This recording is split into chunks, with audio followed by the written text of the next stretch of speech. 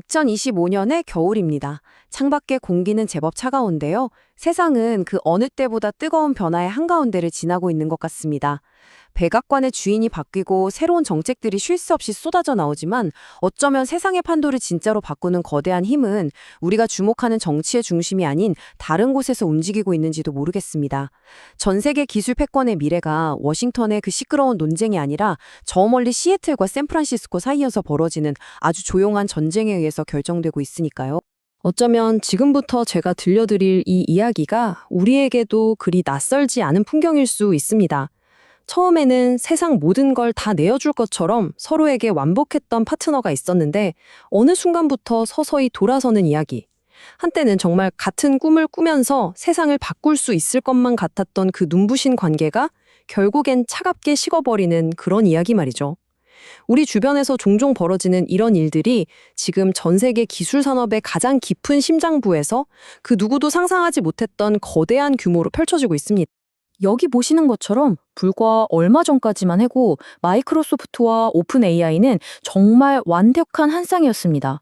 거대한 자본은 있지만 AI 시대에 뒤처질까봐 두려워하던 마이크로소프트, 그리고 세상을 바꿀 천재적인 기술은 가졌지만 그걸 실현할 돈이 없었던 오픈 AI. 이 둘의 만남은 그래서 기술계의 완벽한 브로맨스라고 불렸죠. 지난 3년간 그들은 서로에게 부족한 걸 채워주는 완벽한 파트너십, 인류의 미래를 함께 바꿀 위대한 동반자처럼 보였습니다. 그 누구도 이들의 관계가 이렇게 흔들릴 거라고는 상상조차 못했습니다. 하지만 모든 이야기에는 전환점이 있기 마련이죠. 그 단단해 보였던 신뢰의 첫 번째 균열을 암시하는 신호는 2024년 말 아주 조용하게 나타났습니다. 마이크로소프트의 CEO 사티아 나델라가 한 팟캐스트에 나와서 바로 이 승자의 저주라는 단어를 언급한 겁니다. 물론 오픈 AI를 직접 거론하지는 않았어요. 하지만 듣는 사람 모두가 그 의미를 짐작할 수 있었죠. 당신이 모델만 만드는 회사라면 아무리 대단한 혁신을 이뤄도 누군가 그걸 복제하는 순간 당신의 기술은 그저 흔한 상품이 되어버립니다. 이건 사실상 오픈 AI를 향한 아주 차가운 경고였습니다. 나델라의 이 차가운 발언이 어디서부터 시작된 건지 이해하려면 시간을 1년 전으로 조금 더 거슬러 올라가 볼 필요가 있습니다. 바로 2023년 중반에 있었던 결정적인 사건인데요.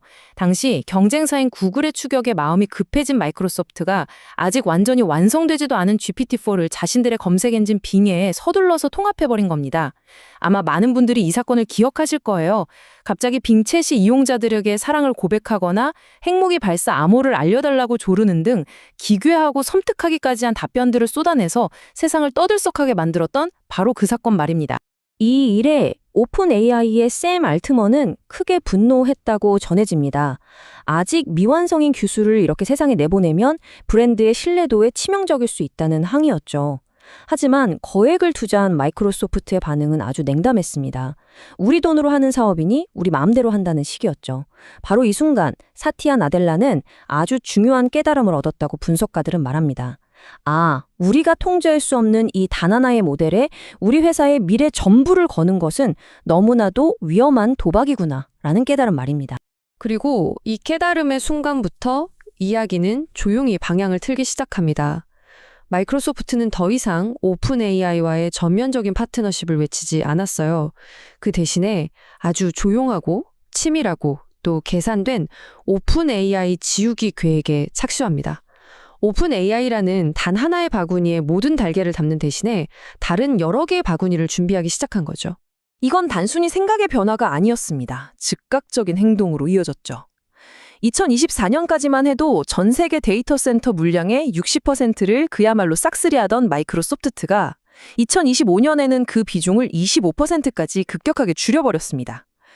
위스콘신, 조지아, 유럽 전역에서 오직 오픈 AI의 차세대 모델을 위해서 짓고 있던 그 거대한 데이터 센터 공사를 전면 중단시킨 겁니다. 이것이 바로 실리콘밸리에서 더 빅 퍼즈, 그러니까 대규모 일시 정지라고 불리는 전략의 시작이었습니다. 이토록 극적인 방향 전환의 배경에는 아주 간단한 계산이 있었습니다. 당시 업계에 퍼졌던 소문에 따르면 엔비디아의 CEO 젠슨 황이 나델라에게 이런 조언을 건넸다고 합니다.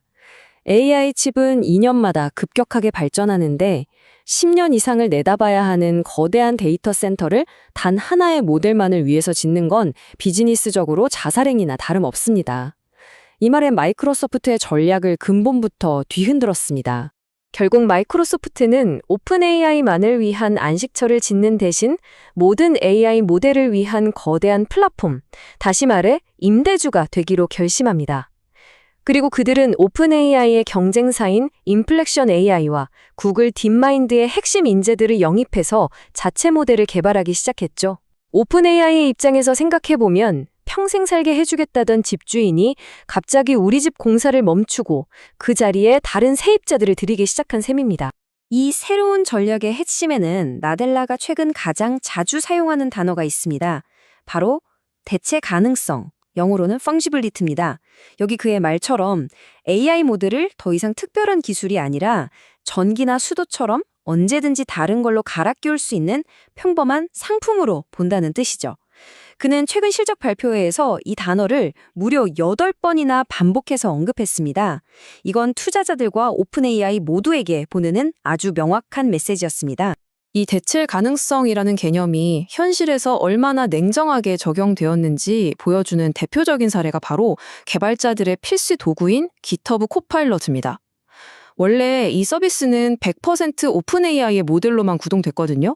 그런데 개발자들 사이에서 코딩 작업에는 GPT보다 엔스로픽의 클로드 모델이 더 낫다는 평가가 나오기 시작하자 마이크로소프트는 아주 신속하게 움직였습니다. 코파일럿 서비스 안에 오픈 AI뿐만 아니라 경쟁사인 엔스로픽의 클로드 그리고 구글의 제미나이 모델까지 모두 선택할 수 있도록 만들어버린 겁니다. 한때는 유일한 심장이었던 오픈 AI가 이제는 수많은 선택지 중 하나로 그 위상이 달라진 순간이었죠. 자, 이제 이야기의 시선은 오픈 AI로 넘어가 봅니다. 든든했던 자금줄이었던 마이크로소프트가 사실상 지원을 끊고 영원할 것만 같았던 파트너가 가장 무서운 경쟁자로 돌변한 상황. 오픈 AI의 내부는 지금 극심한 혼란에 빠져 있는 것으로 알려졌습니다. 최근 디인포메이션과 블룸버그가 분석한 오픈 AI의 내부 재무 보고서는 그야말로 충격적입니다. 보고서에 따르면 2029년까지 예상되는 회사의 누적 손실액이 무려 1,500억 달러, 우리 돈으로 약 200조 원에 달할 것으로 예측됐습니다. AI 모델을 한번 학습시키는 데 들어가는 그 천문학적인 비용을 현재의 수익 모델로는 도저히 감당할 수 없는 구조적인 문제에 봉착한 겁니다. 자금난은 곧바로 연쇄적인 위기를 불러왔습니다. 유망한 AI 스타트업 인수에 나섰지만 현금이 부족해서 계약이 무산되는 일이 벌어졌고요. 더 충격적인 것은 그 회사의 핵심 인력들이 모두 경쟁사인 구글로 가버렸다는 사실입니다. 인재 유출은 훨씬 더 심각합니다. 미라 무라티와 같은 창업 공신들이 이미 회사를 떠났고 메타 같은 회사는 남은 연구원들에게 수천억 원의 보너스를 약속하면서 노골적으로 인재를 빼가고 있습니다. 설상가상으로 성능은 비슷한데 가격은 훨씬 저렴한 중국산 모델들까지 시장을 위협하면서 오픈 AI의 입지를 계속해서 흔들고 있습니다. 오픈 AI가 이렇게 흔들리는 동안 한동안 조용했던 거인, 바로 구글이 드디어 잠에서 깨어났습니다. 구글은 1년에 벌어들이는 현금만 100조 원이 넘는 회사입니다. 자체적으로 개발한 TPU라는 AI 칩 덕분에 모델을 운영하는 비용도 경쟁사들보다 훨씬 저렴하죠. 그야말로 체급이 다른 상대가 등장한 겁니다. 그리고 2025년 하반기에 구글이 내놓은 제미나이3는 시장의 판도를 그야말로 뒤흔들었습니다. 세일즈포스의 CEO 마크 베니오프가 남긴 이 한마디가 그 파급력을 증명하는데요. 3년간 챗 GPT만 썼는데 제미나이3 2시간 써보고 바로 바꿨습니다. 다시는 안 돌아갈 겁니다. 이건 결코 과장이 아니었습니다. 실제로 2024년에 70%가 넘었던 오픈 AI의 시장 점유율은 제미나이가 출시된 이후 무서운 속도로 추락하기 시작했습니다. 막대한 자금과 압도적인 기술력을 모두 갖춘 구글 앞에서 자금난에 시달리던 오픈 AI는 속수무책이었습니다. 진짜 위기감을 느낀 샘 알트먼은 회사 내부의 최고 수준의 비상 경계령인 코드레드, 미드나잇을 선포합니다. 과거 인터넷 브라우저 시장을 지배하다가 마이크로소프트의 익스플로러에 의해서 한순간에 무너졌던 비운의 기업, 넷스케이프의 전철을 밟게 될지도 모른다는 공포가 회사를 뒤덮은 거죠. 그리고 마침내 2025년 12월 10일 벼랑 끝에 몰린 오픈 AI는 마지막 승부수를 던집니다. 바로 GPT-5입니다. 그 기술적인 성취는 실로 눈부셨습니다. 이전 모델보다 효율성이 무려 390배나 좋아졌고 경쟁 모델들을 다시 한번 압도했죠. 하지만 기술만 좋으면 뭘 할까요? 모델을 개발하기 위한 자금을 마련하기 위해서 디즈니와 거액의 계약을 맺고 미키마우스 같은 캐릭터들을 학습시킨 사실이 알려지자 대중의 엄청난 비난이 쏟아졌고 출시 직전에는 내부자 거래 의혹까지 터져나왔습니다. 기술력은 증명했지만 신뢰는 바닥으로 떨어진 상황. 이 모든 비난에 대해서 샘 알트먼은 이렇게 답합니다. 우리는 오직 초지능만 본다. 거기에 가면 모든 것이 해결될 것이다. 이것은 현재의 모든 위기는 초지능이라는 더 위대한 목표를 향한 과정일 뿐이라는 아주 단호하고도 어쩌면 위험해 보이는 외침이었습니다. 2025년이 저물어가는 지금 AI 산업의 지형도는 완전히 바뀌었습니다. 마이크로소프트는 위험을 분산하는 데 성공했고 구글은 압도적인 자본력으로 왕의 귀환을 알렸습니다. 그리고 한때 세상을 바꿀 것만 같았던 오픈 AI는 괴물 같은 결과물을 손에 쥐었지만 친구도 돈도 동료도 잃은 채 망망대해에 홀로 남겨졌습니다. 그들에게 마이크로소프트라는 구명정은 더 이상 존재하지 않습니다. 샘 알트먼의 이 마지막 도박은 과연 성공할 수 있을까요? 인류를 초지능의 시대로 이끌어서 모든 위기를 극복하고 다시 한번 승리하게 될까요? 아니면 현실의 벽에 부딪혀서 태양에 너무 가까이 다가갔던 이카르스처럼 추락하게 될까요?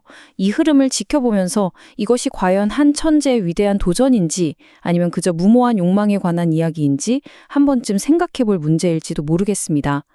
한 가지 확실한 것은 이 조용한 전쟁의 승자가 누가 되든 우리의 삶은 또 한 번 거대한 변화의 파도를 맞이하게 될 것이라는 사실입니다.